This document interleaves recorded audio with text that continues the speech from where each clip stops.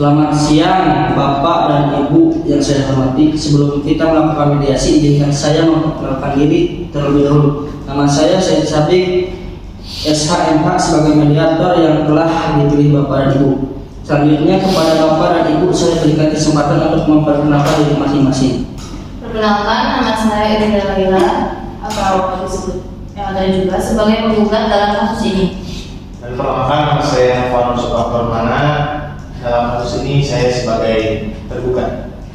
Baiklah, langsung saja saya jelaskan bahwa berdasarkan Peraturan Mahkamah Agung Nomor 1 Tahun 2008 tentang prosedur mediasi di pengadilan, dalam pasal 4 disebutkan bahwa semua sengketa perdata diajukan tingkat pertama wajib terlebih dahulu diupayakan penyelesaiannya melalui perdamaian dengan bantuan seorang mediator.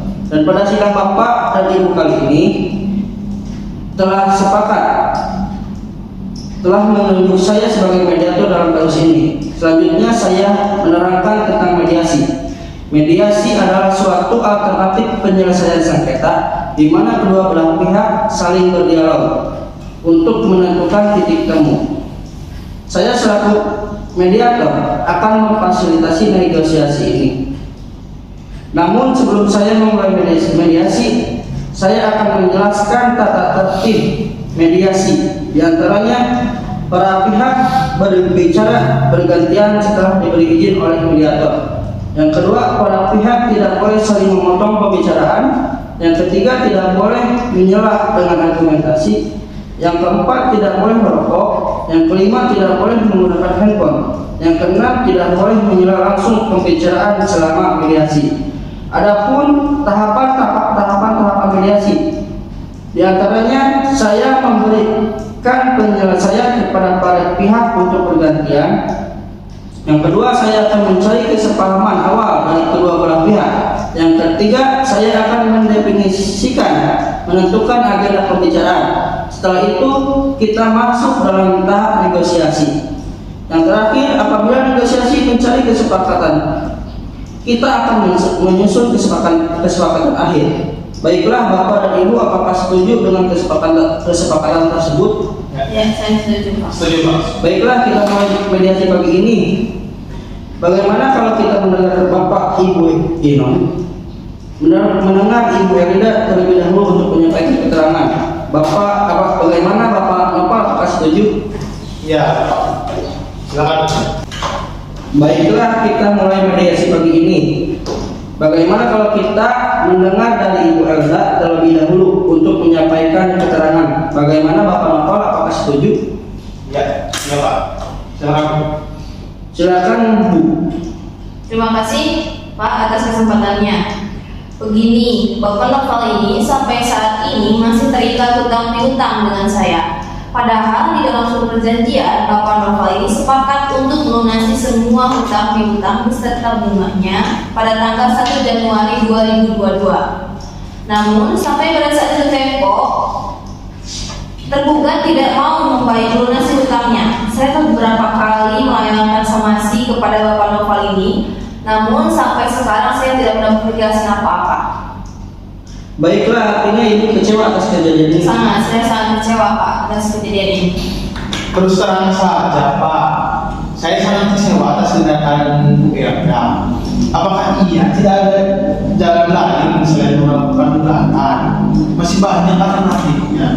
Berunding bisa, dan saya pikir lebih dewasa mendapatkan jalan keluar yang baik tanpa mencederai harga diri. Bapak jangan berdalih. Saya itu sudah 3 kali melayangkan surat teguran terhadap Bapak. Kalau Bapak memang ada itikat baik, seharusnya Bapak memberikan respon yang baik, bukan justru berdiam diri dan tidak memberikan kesan bertanggung jawab. Bapak Ibu harap tenang.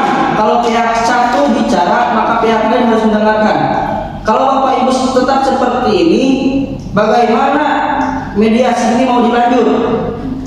Baik Pak, maafkan saya Pak. Silakan lanjutkan. Baiklah, selanjutnya seperti Ibu Elda dan Bapak Nopal telah dijelaskan bahwa sebelum perkara ini terjadi, sebenarnya Ibu Elda menganggap bahwa Bapak Nopal sebagai terutang yang dapat dipercaya, dan sebaliknya pihak Bapak Nopal menganggap Ibu Elda sebagai pemberi hutang yang bisa diajak kerjasama. Kalau boleh saya bertanya, bagaimana kelanjutan hutang piutang tersebut di kemudian hari? Seperti yang sudah saya katakan tadi, Bapak Noval harus sesegera mungkin dapat melunasi hutang-hutangnya karena ini sudah jatuh tempo. Begitu. Baik, jadi Ibu menginginkan agar hutang tersebut dilunasi? Ya, benar Pak. Baiklah, jika demikian, ada itikat baik antara kedua belah pihak untuk menyelesaikan masalah ini. Selanjutnya, izinkan saya untuk menyebutkan definisi permasalahan. Yang pertama, bagaimana menjaga nama baik atau hubungan baik antara kedua belah pihak. Yang kedua, bagaimanakah menyelesaikan pembayaran tersebut. Dari kedua poin tersebut, yang ingin Ibu dan Bapak bahas terlebih dahulu, yang mana? Bagaimana Ibu Elda? Tentunya saya ingin Bapak Noval segera lunasi hutang-hutangnya. Apakah Bapak Nopal memiliki usulan untuk memberikan kepastian pembayaran kepada Ibu Elda? Bagaimana kita melakukan perjanjian tertulis yang memuat mengenai bagaimana cara pembayarannya, terus berapa jumlah yang harus dibayarkan serta tenggang waktu yang dibutuhkan. Saya rasa itu sudah cukup. Ya, bolehlah kalau begitu saya setuju dengan janjian tersebut. Mengenai permasalahan hutang ini, saya pasti akan segera menolasinya. Hanya saja seperti yang saya sampaikan sebelumnya, saya mohon kesabarannya Ibu Elda karena saya meminta penundaan ini sampai 3 bulan depan. Bagaimana Ibu Elda? Dari pihak Bapak Nopal sudah memberikan kepastian soal pembayaran. Ada tanggapan? Baik, tidak jadi masalah asalkan 3 bulan ke depan Bapak Noval ini segera bayar hutangnya kepada saya. Oke, jadi begini, pihak Ibu Elda ini membutuhkan kepastian dari Bapak Nopal. Apakah Bapak Nopal bisa menjamin bahwa semua hutang Bapak pada 3 bulan ke depan tersebut dapat dilunaskan? Iya Pak. Jadi begini, awal saya berhutang kepada pihak Ibu Elda ini untuk keperluan penambahan modal usaha saya. Jadi untuk 3 bulan ke depan usaha saya akan banyak perkembangan dan saya akan melunasinya saat itu juga. Menurut saya usulan Bapak Nopal ini sudah konkret. Bagaimana tanggapan dari Ibu Elda atas usulan tersebut? Sebetulnya saya sebenarnya ingin hutangnya segera dibayar, namun bolehlah saya tidak apa-apa. Tapi pada bulan ketiga tersebut, saya harap Noval harus segera membayar hutang-hutangnya. Baiklah, pada pertemuan mediasi ini kita telah mencapai kata sepakat, yaitu mengenai saling menjaga nama baik dan melakukan pembayaran dengan cara bayar kontan pada bulan-bulan ketiga. Dan artinya 3 bulan ke depan piutang ini sudah harus lunas dibayarkan. Benarkah begitu Pak, Bu? Ya, Betul.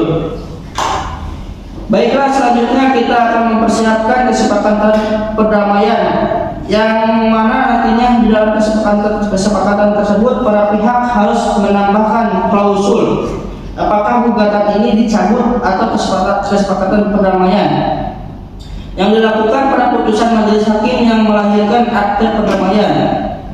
maaf Pak, saya bertanya apakah perbedaan dua klausul tersebut? Baiklah, saya jelaskan. Apabila gugatan tersebut dicabut, maka kesepakatan perdamaian hanya mengikat kedua belah pihak, di mana apabila salah satu ingkar janji, maka harus diajukan gugatan kembali. Sedangkan untuk klausul yang menyebutkan kesepakatan perdamaian yang dikukuhkan di dalam majelis hakim menjadi akte perdamaian, sehingga apabila salah satu pihak once prestasi atau ingkar janji, maka dapat dieksekusi langsung oleh ketua pengadilan setempat tanpa mengajukan gugatan.